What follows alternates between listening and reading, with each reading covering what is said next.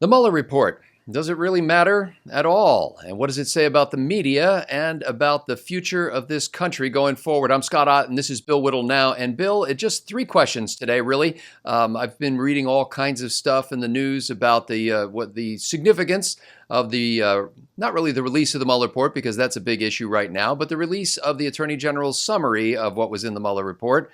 And of course, if you haven't seen it by now, how is that even possible? But the claim was that there was no collusion on the part of the president or his campaign in conjunction with anybody in Russia to affect the 2016 election. And while it is not as clear on this, but there is no charge of obstruction of justice against the president in the course of this investigation.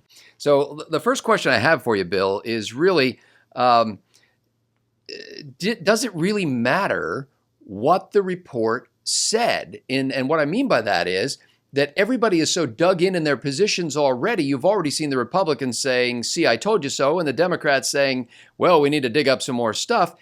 After 2 years and $25 million and 2,800 subpoenas and 500, what was the 500 things? 500 witnesses interviewed. It doesn't seem to have had any effect one way or the other. Because there's nothing there, Scott. No, I'm saying, like, whether there's something there or nothing there, the debate hasn't changed at all. Well, the debate has changed. Technically speaking, you're correct. The debate hasn't changed at all.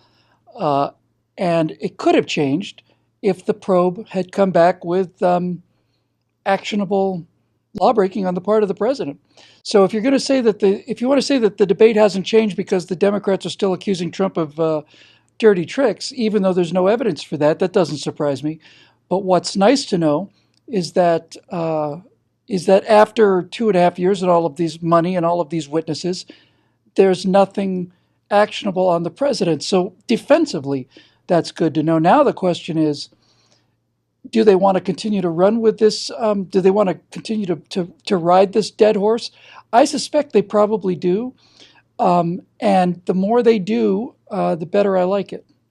And I think we should give credit where credit is due. We shot a show Friday before the report was released, and Bill had an opportunity to kind of lay out some ideas about the various scenarios that could ensue. And one of the things that you suggested during that show was that the president should take this and run with it as part of the 2020 campaign. The fact that this incredible waste of time and money and going after the president is all part of the reason why we need to clean house in Washington, D.C. And I just saw a big headline on CNN saying that President Trump plans to weaponize the Mueller probe report findings. Good. I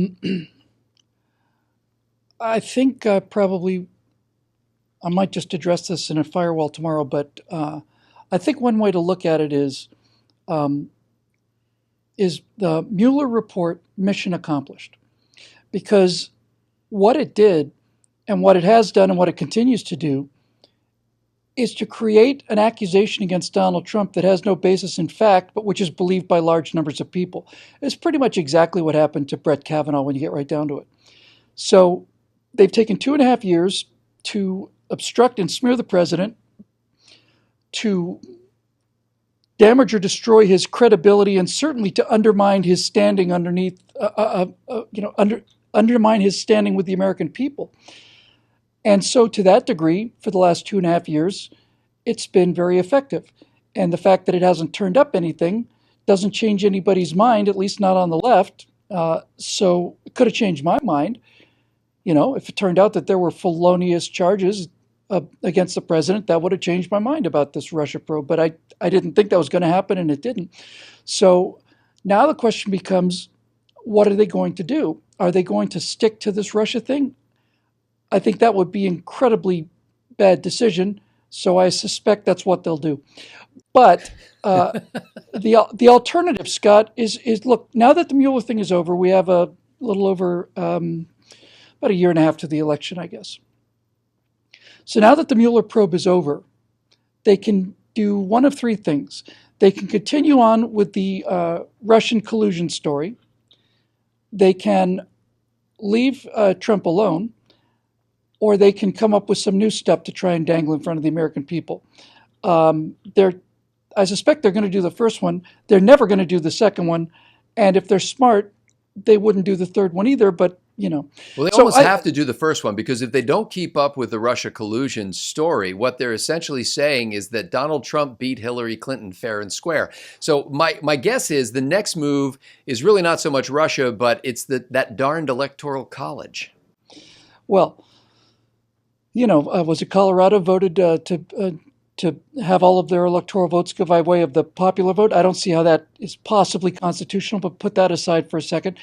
If they want to fall back on the electoral college, that's fine with me too, because as I understand it, in order to eliminate the electoral college, that would require a constitutional amendment, wouldn't it? Yes, it would. Good luck with that.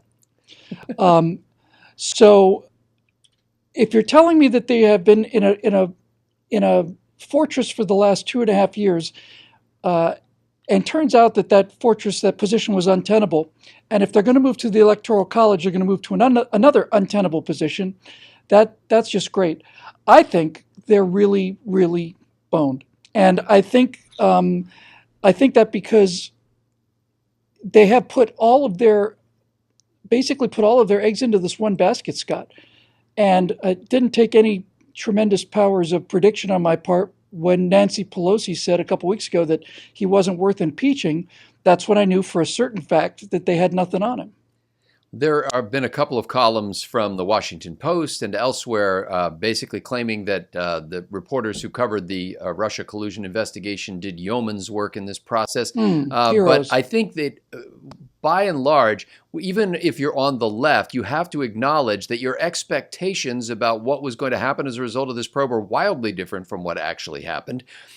I'm going to ask you to give some advice to some people that you're loath to advise, and that is the mainstream media. Is there anything that the media could be doing now, and I mean professional journalists and even editorialists, to reestablish the trust of the American people? They could report stories in an unbiased fashion and start telling some of the stories about Hillary Clinton, the emails, the Benghazi uranium deal. They could start printing stories about Barack Obama's entire history prior to running for senator from Illinois. They could do all of those things, but they're not going to.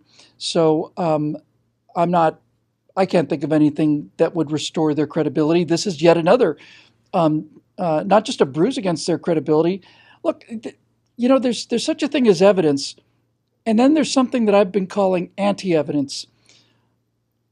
The Kavanaugh thing was a great example. Blasey Ford said that she had been raped at a party by Brett Kavanaugh, and that while she didn't remember the dates or the locations, she did have several friends that would back up her story. Now, if those friends had backed up the story, that would be some kind of evidence. It'd still be, hearsay, but it'd still be some kind of evidence. But when the friends don't back up the story, then that is anti-evidence. In other words, it's vindication of the person who's being accused.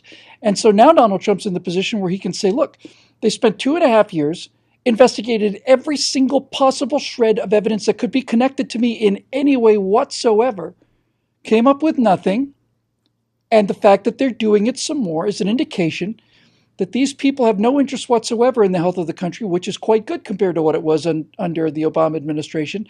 They're just determined to continue to lie in order to regain power. And that's the thing, by the way, that's the thing I think that is critical in terms of how Donald Trump handles this. He's got to call it a lie, Scott. He's got to call the entire investigation a criminal lie, and he should start doing an investigation into the investigation. And this is not so much from the president's perspective, but people like you. You've got an extraordinary opportunity now because at the very least, the faith of some on the other side must be shaken a little bit. They now have to believe that either the mainstream media is completely clueless or complicit. And I guess I see an opportunity here for people on the right to maybe woo some of those independents who got sucked into that whole Trump-Russia collusion thing, or even some Democrats. So how would you talk to somebody who had that view and expected the Mueller report to be damning? How would you talk to them now in order to perhaps get them to turn a little bit and consider another perspective? We humans achieve complex thinking through a process called heuristics. And heuristics are little pieces of knowledge that we've learned and we don't need to learn again. In other words, if you put your hand on a red hot stove and burn yourself, you don't have to keep doing that. You don't have to do that every day. Once you've done that once, you know that something that's glowing red is very likely to be extremely painful. And that's a little tiny heuristic, and you build the rest of your experiences around glowing red things, around that. So what I would say to them is your entire opinion structure is based on things that you believe to be true, and mine's based on things that I believe to be true. And that's how it's supposed to be. But if it turns out that one of the fundamental assumptions that you're basing your entire opinion on, one of those heuristics, is false, then your opinion that you constructed is false. I'm not saying it's not legitimate to you. I'm saying it's falsely constructed. If somebody lies to you about something, and then you use that lie as an opportunity to create a worldview about something, then your worldview is based on a lie, and people of character and people who have any interest in the truth whatsoever would look at that and they would reevaluate their opinion. I can give examples of what this would look like for me. I mean, if somebody were to come along and show me a socialist country that was working, you still have 200 million dead people to atone for, but at least somewhere, somehow, you could say that theoretically it was possible, but there is no evidence of that at all. So, there are a number of things. And look, one of the things that I've been saying from the beginning, I don't particularly like it, but it's just, this is it's the problem you have when you have principles. One of the things I've been saying is if the probe turned up actual criminal malfeasance on the part of the president needs to be impeached. And that's what it would have taken to change my heuristics and change my mind. If they had come back and said, no, despite what you think about Donald Trump, and despite the fact that you thought this whole thing was made up, it turns out that bam, bam, bam, bam, bam, bam, bam, all of these things are illegal. And then I would say, well, I was wrong. I was wrong about him. Bring on Mike Pence. But I wasn't wrong about him. And I wasn't wrong about him because after watching what they did to Brett Kavanaugh and having watched this Russian collusion thing, which preceded Kavanaugh, look, the Russian collusion thing happened. It started, 3 days after the election when Hillary Clinton finally sobered up enough to get on television. And she said, fake news and the Russians. It was like, this whole thing was predicated on what was, I think, initially some kind of knee-jerk reaction to explain why she lost the most winnable election in American history. And then it became a method that they understood would continue to hobble this president by tying him up with all of this other stuff, but most importantly, by trying to destroy his credibility. So phase one of Operation Destroy Donald Trump credibility has been successful. People on our side think it failed because they didn't find any evidence, but that's not the point. There wasn't any evidence that Brett Kavanaugh committed those crimes either, but half of the country thinks he's a rapist. And this is the kind of people we're dealing with. The people who can make an accusation like that without any evidence, trumpet it as loud as possible through their megaphone in the media, and then leave a significant portion of the population, 40%, 30, 40, 50% of the population, believing what they knew was a lie in the first place. Those are unethical, rotten, mean-spirited, un-American bastards, and that's what we're facing with the Democratic Party top leadership today. And while people tend to feel an affinity and a connection with people on their own side of the aisle or in their own party, I sense in that answer of yours a distinction between those who are in the punditry and the political class and those who are merely members of the party, so to speak. Like, of course. You seemed like you were going hard after the former, but... No. It's the leadership. There are very few people in the country who have the time and the inclination to be able to dig into these stories to the degree that you and I do and other pundits on the left and the right do. Certainly, Nancy Pelosi is appraised of this situation, and the information is available if you dig hard enough for it. But if all of you have ever heard about Donald Trump came from every single news source with the exception of Fox and Breitbart, and Drudge maybe, which they have also kind of encapsulated in this little system. Fox News, Breitbart, they're liars. if all you heard was this lie, of course you would believe it. I can't blame anybody for believing a lie that's told to them from 50 different places by people in authority, but nevertheless, individual people, individual citizens, if you're going to be a citizen and not a subject, individual citizens have the ability to reason, and reason is based on evidence. And the evidence is that Donald Trump did not do any of the things that he was accused of. And if your entire opinion of Donald Trump is predicated on the fact that he was so mean-spirited and low enough to manipulate the election in his favor using Russian collusion, well, you have to say to yourself, well, it turns out that after a 2.5-year investigation, no one can claim this wasn't thorough. That after this investigation, that didn't happen. So now the question you should ask yourself is, if it didn't happen, and they could find no evidence whatsoever, why was this live broadcast from day 3 after the election, and why was so much made out of it when in America we still presumably have the presumption of innocence? Well, ladies and gentlemen, on Bill Whittle Now, we get something I don't see a lot of out there, and that is a serious consideration and engagement with the arguments and ideas of the other side. It's not just that we bring up their ideas so that we can bat down the straw man. We're really giving them the full weight of credibility that could possibly be attributed to them and dealing with them on that basis. If you appreciate this kind of programming, then maybe you're the kind of person that ought to be a member at BillWhittle.com. You can go to BillWhittle.com, brand new website, just launched over the weekend in full flower now. And you can click this Become a Member link and join the team.